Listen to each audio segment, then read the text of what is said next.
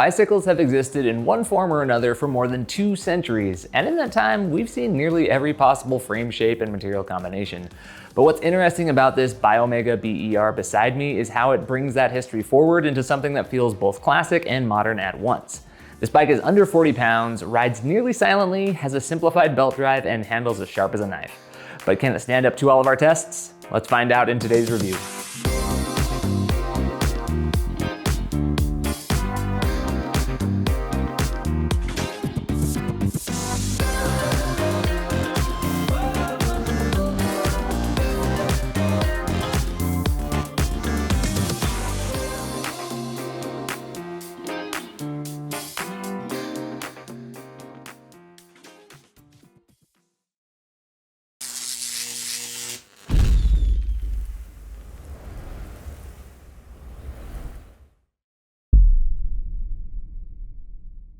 So today's bike is one that really caught my eye, and not because it's covered in flashy graphics or cutting edge tech, but because of its simplicity.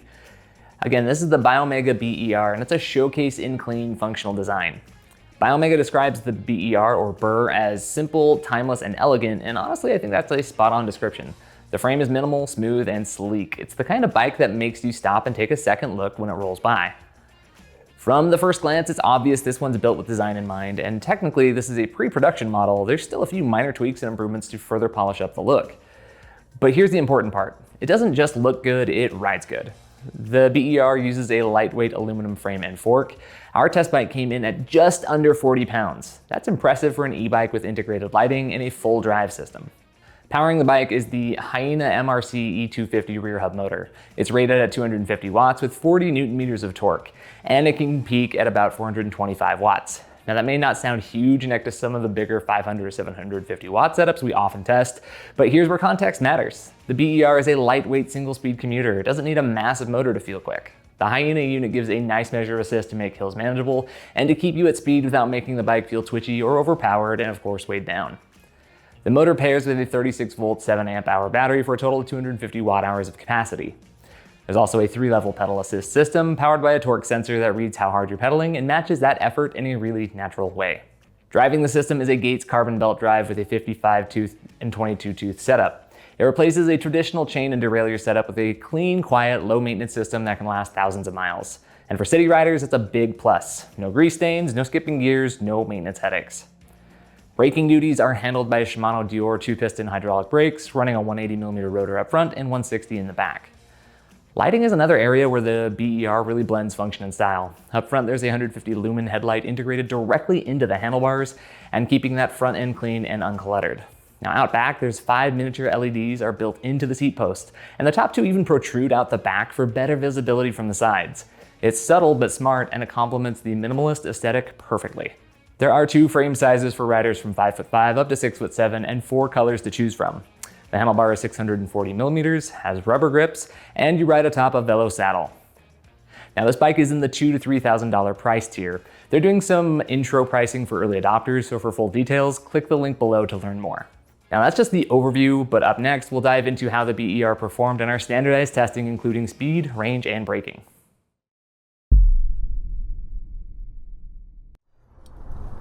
All right, speed testing things out on the Biomega BER here, and starting things out, this is a very easy e-bike to pedal. I'm not pushing very hard, obviously single speed setup, so no gears to play with, but very easy to be going 9.1, 9.3 miles per hour with no assist. But let's kick that motor on, see what happens in that first level. So you can't hear much, a little bit of hum and whir to the motor, but yeah, so long as you get a little bit of bite into that drivetrain, it's willing to push you up. You can see we're going upwards of 12 or so miles per hour. We're gonna keep a fairly consistent effort in terms of the amount of personal torque I'm putting down, but yeah, we're right around the 12 mile per hour mark. So go ahead and move now to the second level. I will have to pick up my cadence just a little bit to make sure I am maintaining pressure down on the drivetrain. As you can see here at this power level, it's pretty easy to get it going upwards of about 16 miles per hour or so. And motor still pretty quiet. Let's move to the final level of pedal assist.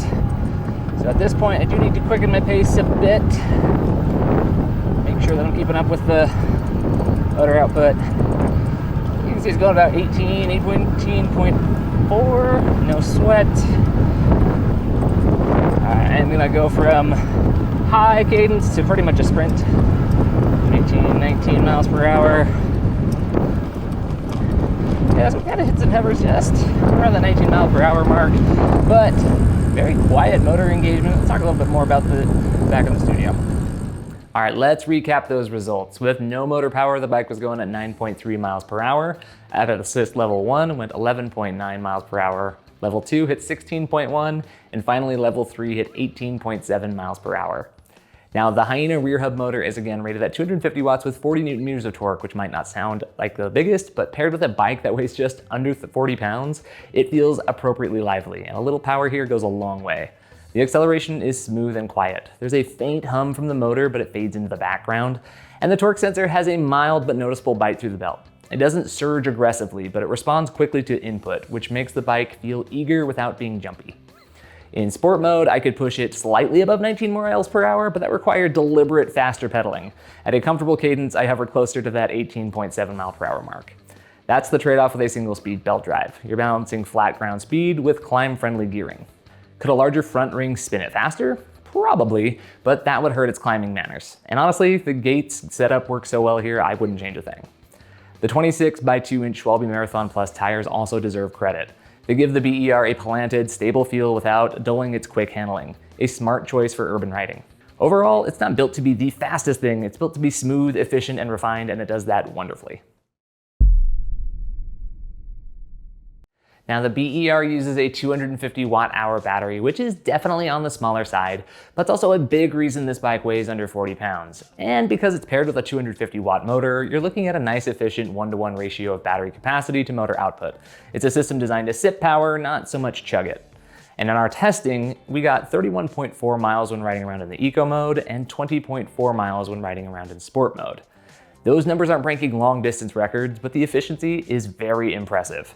In eco, the BER averaged just 8 watt-hours per mile. In sport, it used 12.4 watt-hours per mile. For context, our all-bike average sits around 11.8 and 21.8 watt-hours per mile respectively, and even compared to other city bikes, the BER comes out ahead. It's squeezing every bit of performance out of the small battery. Now, full transparency, we actually worked with Biomega on the tuning of these modes. The original eco mode was delivering a little bit more power than necessary, and after dialing that back slightly, the bike kept meaningful assist while dramatically improving range. Smart programming makes a big difference here. You can also fine-tune assist levels using Hyena's HRA app, adjusting output to favor distance or punchiness. And if you need more mileage, Hyena offers a 5 amp hour range extender that mounts in the bottle cage area. That adds roughly 70% more capacity, potentially pushing total range well past 50 miles depending on your usage. So the bottom line, the BER may have a small battery, but it uses it well. Single-speed bikes aren't known for their hill climbing prowess, but that's one of the joys of electric assistance, as it makes the unpleasant easier and the, yeah right, possible with a little bit of effort.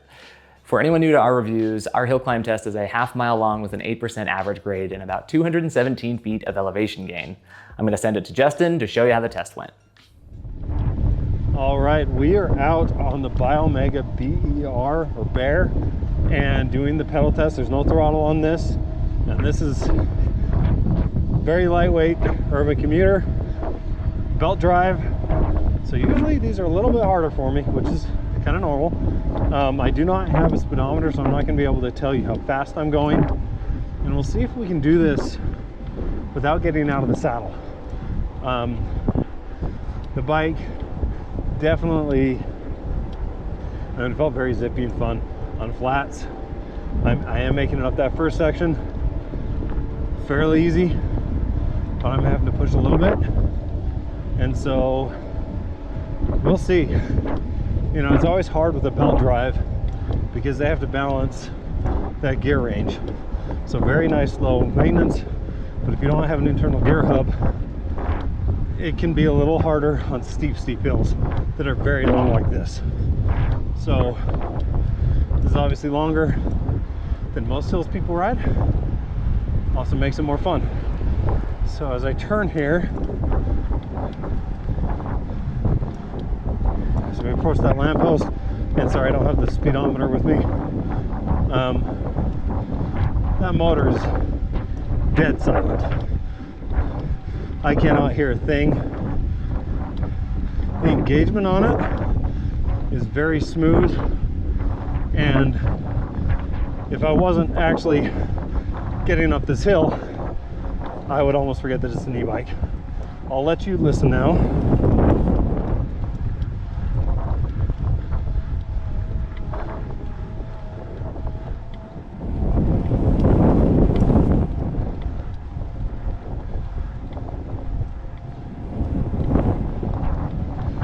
So yeah, I don't think you're hearing anything on the GoPro other than me breathing a little bit.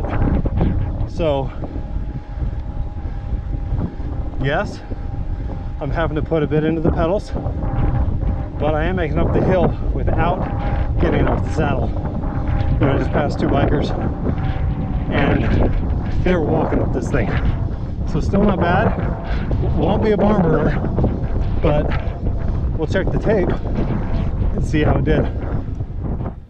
The BER reached the top of our Devil's Backbone test hill in 2 minutes and 34 seconds, averaging 11.8 miles per hour. Did it take a little huffing and puffing to get there? Sure, but not bad at all for a half-mile climb at an 8% grade. That time is a bit behind our current e-bike average, which is nearly to the 2-minute mark, but still respectable given the BER specs. In fact, it outperformed a handful of bikes with larger 350 and 500 watt motors, which speaks to the Hyena system's punch and the bike's overall lightweight.